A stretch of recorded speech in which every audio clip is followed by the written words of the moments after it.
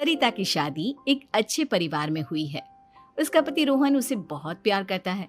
घर में उसकी सास शांति और ननद मीनाक्षी भी है, जो सरिता के किसी काम में दखल अंदाजी नहीं करती। लेकिन फिर भी सरिता को ऐसा लगता है कि दुनिया की सबसे ज्यादा बेचारी बहू वही है और सबसे ज्यादा अत्याचार उसी पर हो रहा है। माँ जी, ये लीजिए आपकी चाय।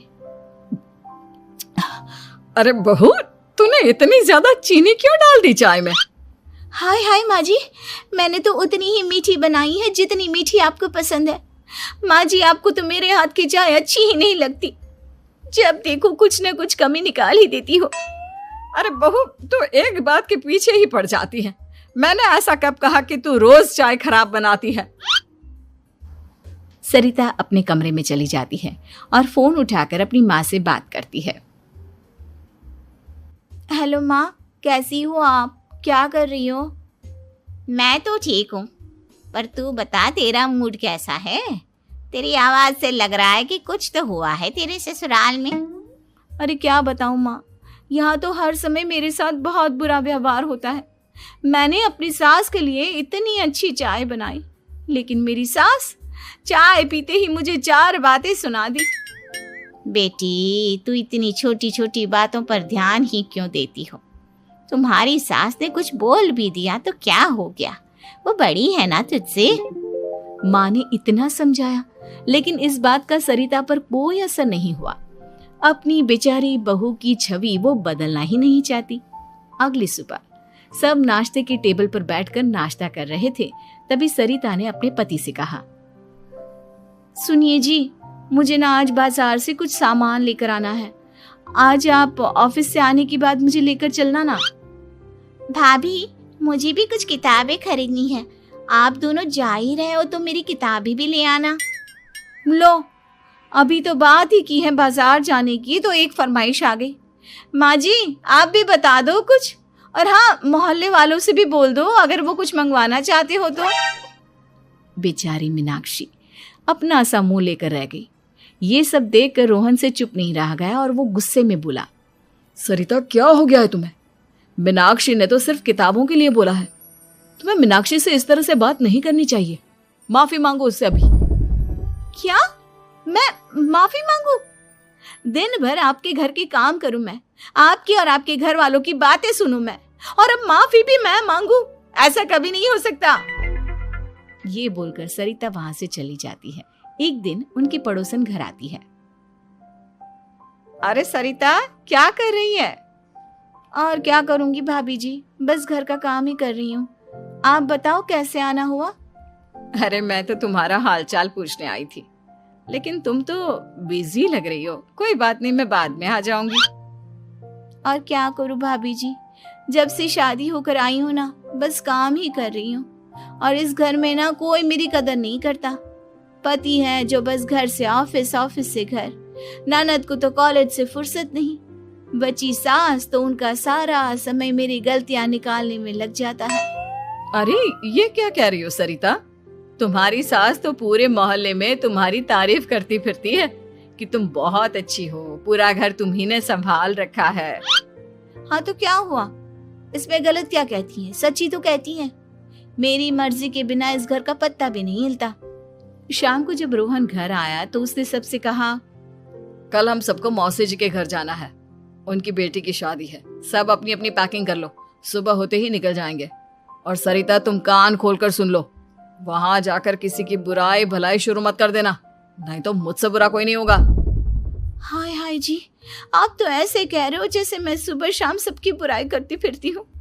आज तक कोई कह नहीं सकता कि मैंने किसी की पीठ पीछे किसी के बारे में कोई बुरी बात बोली हो तो। अरे बस बहू, बात को और ज्यादा आगे मत बढ़ा। हमें सब पता है तो हमारे साथ क्या व्यवहार करती है। ये बात घर तक रखना, शादी में किसी को कुछ मत बोलना, नहीं तो सब कहेंगे कि शांति की बहू कितना बोलती है। हाँ हाँ, सब कुछ तो मैं ही बोलती हूँ ना। आप लोग तो हर समय फूलों की बारिश करते रहते हो मेरे ऊपर। सारी गलती मेरी है जो मैं इस घर में आई। सबका कितना ध्यान रखती हूँ, लेकिन फिर भी मेरी तो आप लोगों की नजर में कोई कदर ही नहीं है। सब लोग मौसी जी के घर पर चले जाते हैं। वहां पर शादी का माहौल होता है। सब जगह चहल पहल होती है, बहुत सारे मेहमान आए हैं। सरिता को वहां बहुत अच्छा लग रहा है। वो अपने मन में सोचती है, यहाँ कितना अच्छा लग रहा है, कितनी रौनक है। मैं यहाँ किसी से ज्यादा बात नहीं करूंगी। अगर मेरे मुंह से कुछ ऐसा वैसा निकल गया तो रोहन जी तो मुझसे गुस्सा हो जाएंगी। सरिता ये सब सोच ही रही थी कि वहां रोहन की कजिन साक्षी आ गई और सरिता से बोली, आप सरिता भाभी हो ना? जितना आपके बारे में सुना था, आप तो उससे भी ज्यादा सुंदर हो। हाँ वो तो है, मेरी सुंदरता की तारीफ सब करते हैं। मेरे मायके में तो सब यही बोलते हैं कि रोहन जी की किस्मत बहुत अच्छी है जिन्हें मैं मिली। लेकिन आप कौन है? मैंने आपको पहचाना नहीं। मैं रोहन भैया की कजिन हूँ। आपकी शादी पर नहीं आ पाई थी ना, इसलिए आप मुझसे मिली नहीं कभी। शांति मौसी और मीनाक्षी आपकी बहुत तारीफ करते हैं। क्या कहा तुमने? मेरी तारीफ? कभी नहीं। मेरे ससुराल वाले कभी मेरी तारीफ कर ही नहीं सकते। मैं इतनी अच्छी हूँ, मेहनती हूँ, लेकिन उन्हें तो मेरी कदर ही नहीं। सारा दिन घर का काम करती हूँ, फिर भी मेरी सास ना मुझे सुनाती रहती है, और पति भी मेरी सास की साइड लेते हैं। ना कभी बाहर ले जाते हैं, ना कहीं घुमाने। अगर घुमाने के लिए कभी बोल भी देना तो उनकी बहन बीच में आ जाती है। मैं कैसे रह रही हूँ उस घर में, ये मैं ही जानती हूँ। सरिता की ये बातें सुनकर साक्षी को बड़ी हैरानी हुई। अब वो हर किसी के सामने अपनी बढ़ाई और ससुराल वालों की बुराई करने लगी। रोहन और शांति को सरिता पर बहुत गुस्सा आया, लेकिन वो चुप रहे। अगले दिन जब वो अपने घर पर आए, सरिता, तुमने क्यों सबके सामने मेरी इज्जत का तमाशा बनाया? तुमसे बोला था ना कि चुप रहना। अजी ऐसा भी क्या कह दिया मैंने जो इतना भड़क रहे हो? तुम जहां जाती हो अपना रोना शुरू कर देती हो, कभी किसी दूसरे की बात ही नहीं सुनती, बस अपनी कहती रहती हो। तुमने सबके सामने हमारा तमाशा बनाकर रख दिया है। भगवान, मुझे अपने पास बुला ले। जिस घर में मेरी कदर ही नहीं, उस घर में मेरा क्या काम? अरे क्या करूंगी मैं यहाँ रहकर? जो भी आता है मुझे सुनाकर चला जाता है। मैं तो किसी से कुछ नहीं कहती। सीधी सादी बहू मिल गई है ना सबको, तो जो जी में आए वो करो।